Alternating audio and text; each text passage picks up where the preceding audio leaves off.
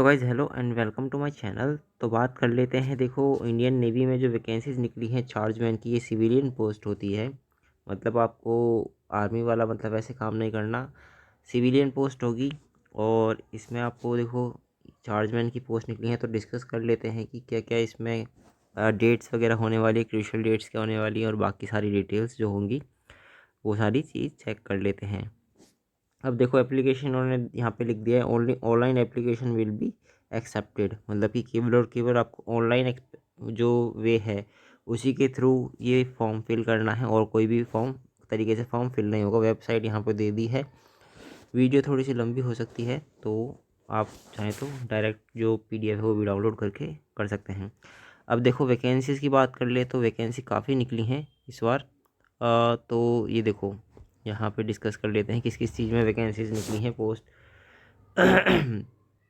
Electrical group में देखो, जो इलेक्ट्रिकल फिटर है उसकी पोस्ट निकली है। वेपन ग्रुप में निकली है इलेक्ट्रॉनिक फिटर, जायरो, रेडियो, रडार, सोनार, इन सब की पोस्ट निकली हैं। ये सभी जो लोग हैं इसमें अप्लाई कर सकते हैं। एजेंशियल क्वालिफ़िकेशन साथ ही में दे दी है, तो उसको डिस्कस करते हुए चलेंगे साथ साथ। तो देखो, अरे यार, तो देखो डिग्री चाहिए इसमें। साइंस PCM में आपकी डिग्री होनी चाहिए, या फिर डिप्लोमा होना चाहिए इलेक्ट्रिकल में। दोनों में से कोई भी एक होनी चाहिए, चल जाएगी, लेकिन होनी ज़रूर चाहिए आपके पास में। हाँ, अगर आपके पास में इससे बड़ी भी कोई क्वालिफ़िकेशन है तो वो लोग अप्लाई कर सकते हैं, बट मैंडेटरी है कि ये जो क्वालिफ़िकेशन यहाँ पे दी हुई हैं ये आपके पास में होनी ही चाहिए। ऐसा फॉर्म में लिख दिया गया है, मैं आपको एंड में दिखा भी दूँगा। तो अब इन सभी पोस्ट के लिए क्या क्या चाहिए, इनों के लिए चाहिए या तो डिग्री हो PCM में, फिज़िक्स, केमिस्ट्री या फिर मैथ, कोई भी एक सब्जेक्ट में होनी चाहिए आपके पास में डिग्री। साइंस से मतलब कि BSc वगैरह जो होती है, आई थिंक ये होगी। या फिर डिप्लोमा होना चाहिए आपका electronics and instrumentation, electronics and communication, telecommunication, instrumentation, इन सब में आपका डिप्लोमा होना चाहिए। तो और जो लास्ट में जो इंस्ट्रूमेंटेशन फिटर की पोस्ट निकली है, इसमें डिग्री होनी चाहिए आपके PCM से, या फिर आपके पास में डिप्लोमा होना चाहिए। यही सभी चीज़ जो है इसमें दी हुई हैं, वो सभी डिग्री आपके पास में, डिप्लोमा आपके पास में होना चाहिए इन सभी से। साथ ही में पोस्ट वगैरह आपको दे दी गई हैं, साइड ही में लिखी हुई हैं यहाँ पे, जितनी भी पोस्ट यहाँ पर एप्लीकेबल आप हो इन जिन सब में। अब बाकी जो आती हैं, इंस्ट्रूमेंटेशन की मैंने अभी अभी बात कर ली है यहाँ पर। उसके बाद में आती है कंप्यूटर फिटर की, ये वाली जो वैकेंसी है उस इसमें क्या मांगी गई है क्वालिफ़िकेशन, वही PCM होनी चाहिए आपके पास में, या तो डिग्री, या फिर आपके पास में डिप्लोमा होना चाहिए। कंप्यूटर साइंस में होता है डिप्लोमा इसमें भी, या फिर कंप्यूटर इंजीनियरिंग होनी चाहिए, कंप्यूटर टेक्नोलॉजी इंफॉर्मेशन IT में होना चाहिए, या तो डिप्लोमा, या तो आपके पास में डिप्लोमा स्पेसिफिक ट्रेड में होना चाहिए, या फिर आपके पास में एक जनरल डिग्री होनी चाहिए जो कि होगी साइंस में, या फिज़िक्स, केमिस्ट्री या फिर मैथ, कोई भी एक सब्जेक्ट 3 साल उसमें होना चाहिए। अब वेपन फिटर की बात कर लें तो इसमें क्या मांगा गया है, वही डिग्री मांग ली गई है, प्लस मैकेनिकल इंजीनियरिंग में डिप्लोमा भी मांग लिया गया है। तो आप चाहें तो देख सकते हैं, मतलब कि अपनी क्वालिफ़िकेशन के अकॉर्डिंग। अब नेक्स्ट जो ग्रुप निकल के आता है वो निकल के आता है इंजीनियरिंग ग्रुप के लिए। तो इसमें देखते हैं क्या क्या मांगा गया है। एक मिनट। तो सबसे पहले boiler boiler maker, engine fitter, founder, OT fitter, IC fitter, pipe fitter और मशीनिस्ट, इन सभी पोस्ट के लिए जो क्वालिफ़िकेशन मांगी गई है वो कॉमन हो गई है। तो डिग्री होनी चाहिए, जैसे कि अभी बताया मैंने आपको, PCM में, या फिर डिप्लोमा होना चाहिए आपके पास में मैकेनिकल इंजीनियरिंग में, इन सभी में। और साइड में जो वैकेंसी जिस जिस कैटेगरी में निकली हुई है वो साइड में दे दी गई हैं आपको। तो ये तो हो गई वैकेंसीज इस चीज़ के लिए। अब नेक्स्ट उसकी बात कर लेते हैं, क्वालिफ़िकेशन वगैरह सब कुछ हो गया है। मशीनरी मशीनरी का कंट्रोल फिटर फिटर वगैरह की जॉब के लिए भी मगर है। चलो, डिग्री मांगी गई है इसमें, प्लस डिप्लोमा मांग लिया गया है इलेक्ट्रॉनिक्स, इलेक्ट्रिकल इंस्ट्रूमेंटेशन वगैरह का। या फिर आपके पास में instrumentation and control engineering recognisation में डिप्लोमा होना चाहिए फ्रॉम अ रिकॉग्नाइज यूनिवर्सिटी, कोई भी रिकॉग्नाइज यूनिवर्सिटी से इन सभी में डिप्लोमा आपके पास में होना चाहिए।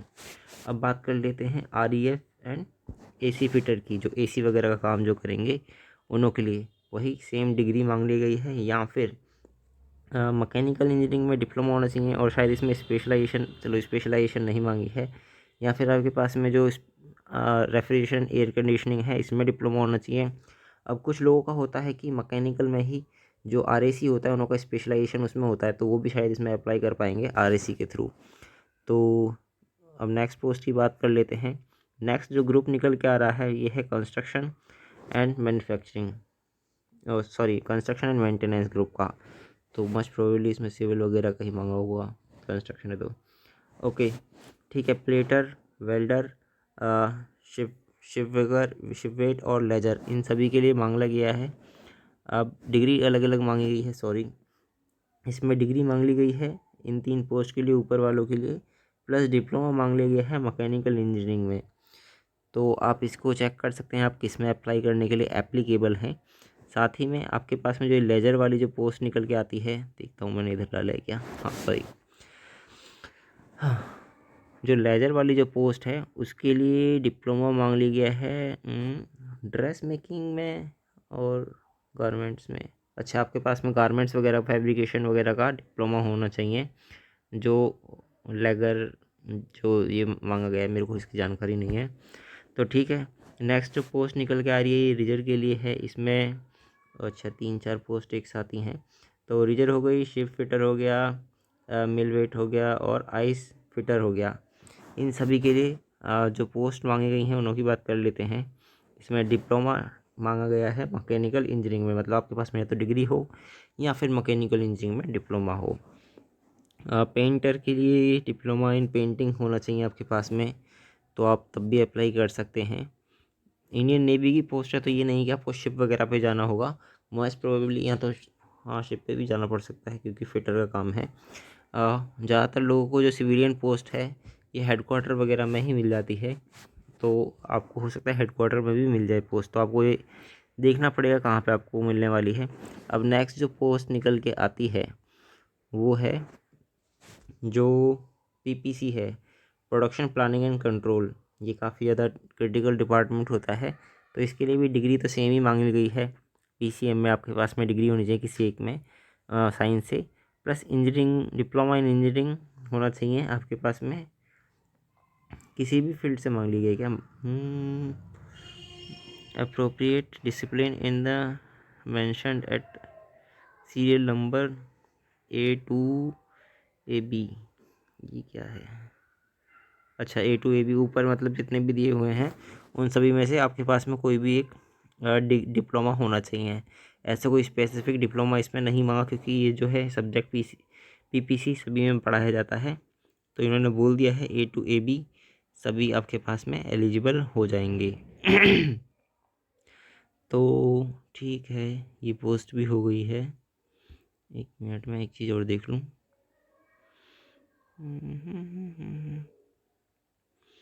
AA, हाँ आपके पास में डिप्लोमा किसी भी उसमें होना चाहिए, वो चल जाएगा, कोई भी दिक्कत वाली बात नहीं है। अब बात कर लेते हैं जो एज लिमिट वगैरह होने वाली है उसके बारे में। एब्रीविएशन वगैरह तो हो ही गई है। चलिए, जो एज लिमिट होने वाली है वो होगी एज 18 से 25 साल के बीच में।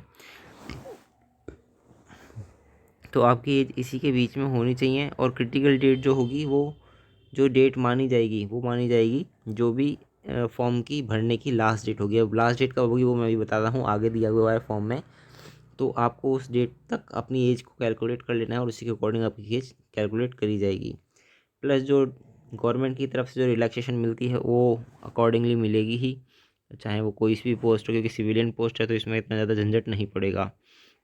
अब जो नेक्स्ट बात कर लेते हैं प्रोसेस ऑफ सर्टिफिकेशन वगैरह ये आप करेंगे, तो एजुकेशनल क्वालिफ़िकेशन ये मेन चीज़ आपके लिए आ जाती है। अभी तक मैंने बता दिया आपको एजुकेशनल क्वालिफ़िकेशन क्या क्या होनी चाहिए। अब जो मैं पॉइंट बता रहा था कि आपकी जो एजुकेशन क्वालिफ़िकेशन है वो ज़्यादा भी चल सकती है अगर है तो, बट आपको मिनिमम क्वालिफ़िकेशन यहाँ पे मेंटेन करनी पड़ेगी जो आपको दी हुई है। तो आपको वो एजुकेशन क्वालिफ़िकेशन जो है वो मिनिमम तो होनी ही चाहिए। अगर आपकी ज़्यादा है तो कोई दिक्कत वाली बात नहीं है, वो भी चल जाएगी। यहाँ पे देखो 3rd पॉइंट में लिखा हुआ है एप्लीकेशन में भी हायर यहाँ पे मैं दिखा देता हूँ आपको, शायद ना दिख रहा हो। ये वाला पॉइंट देखिए, बी वाला। तो यहाँ पे लिखा हुआ है कि may be consider providing that the there is a position of the one of the required essential qualification. Educational qualification जो होगी आपकी एजेंशियल वाली जो दी हुई है वो मिनिमम होनी चाहिए। अगर इससे ज़्यादा है तो कोई दिक्कत वाली बात नहीं है। तो ये पॉइंट भी कवर हो गया है। अब जो नेचर ऑफ जॉब होगा वो सिविलियन होगा, आपको इसमें कुछ ज़्यादा वो करने की ज़रूरत है नहीं।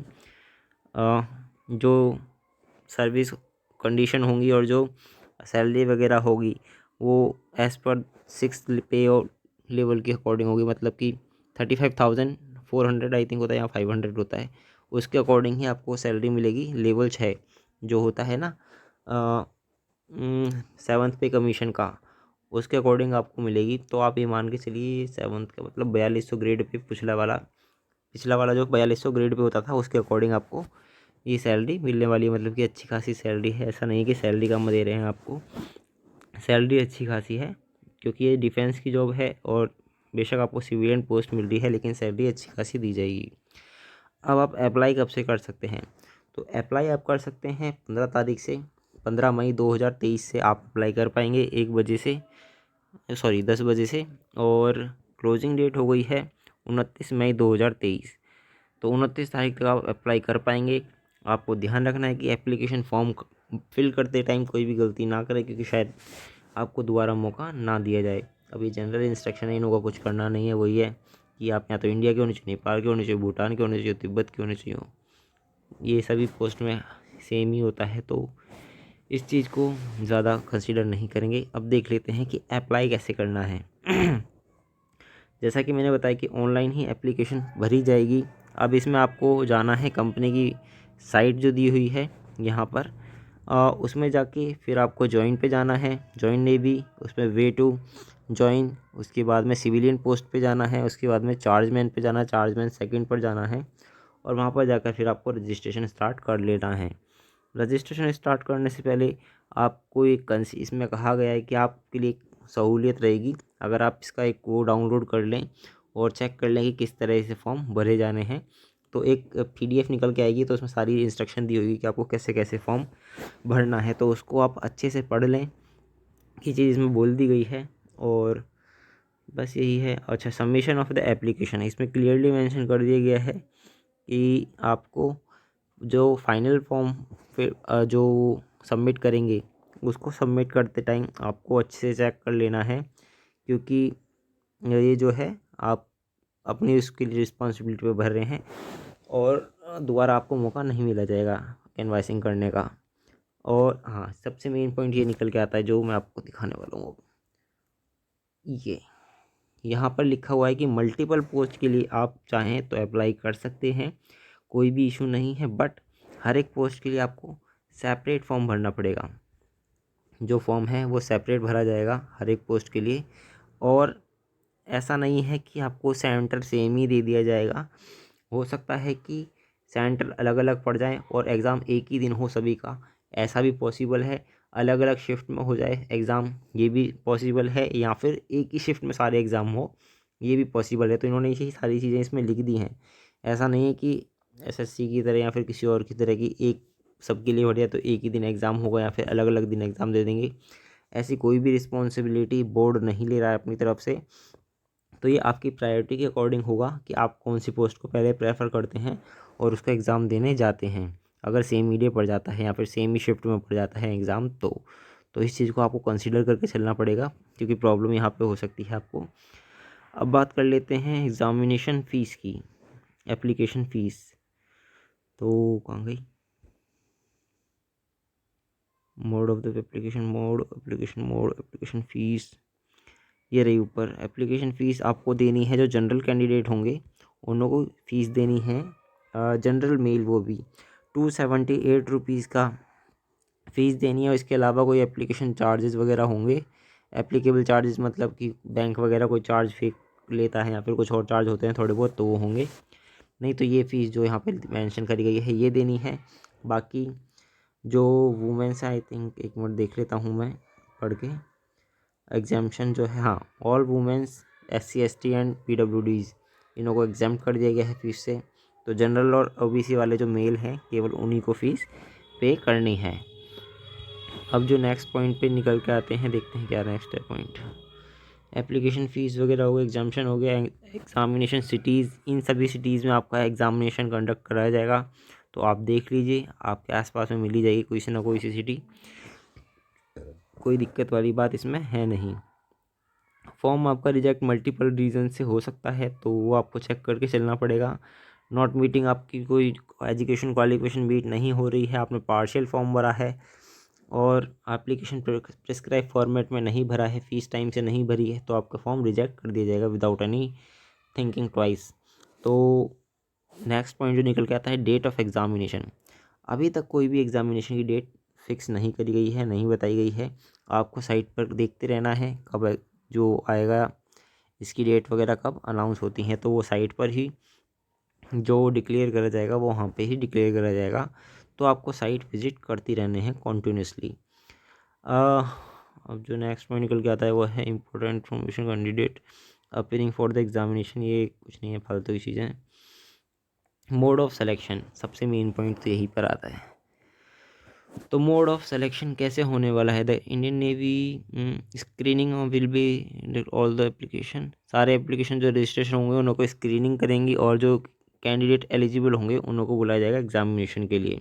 ठीक है, एग्जामिनेशन बेसिस पर आपको सिलेक्शन करा जाएगा, जो एग्ज़ाम होगा उसी के बेसिस पर।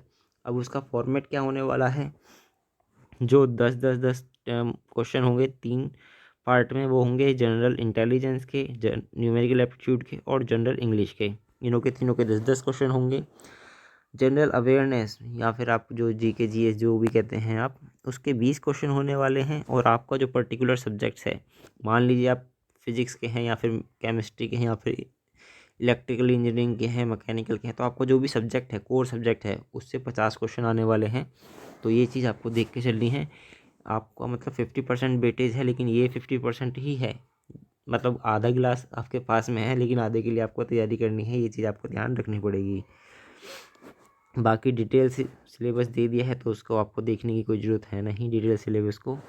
एक्शन यहाँ पे देखो, अगर आप कोई फ्रॉड करते हो या फिर आप गलत इन्फॉर्मेशन देते हो तो आपको अच्छी खासी सज़ा भी हो सकती है। यहाँ पे सारी चीज़ें मेंशन कर दी गई हैं, तो आप इसको देख लें ज़रूर, क्योंकि गलत इन्फॉर्मेशन देना, वो भी आपको पता होगा कि ये कोई छोटी मोटी पोस्ट तो है नहीं, सिविलियन वगैरह की डिफेंस की पोस्ट है, मतलब डिफेंस में आप जाने वाले हैं।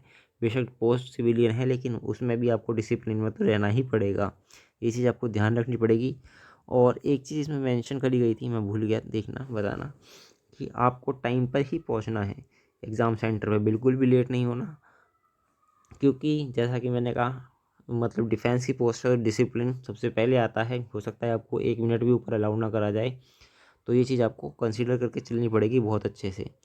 तो आई होप मैंने सब कुछ ऑलमोस्ट कवर कर ही दिया है।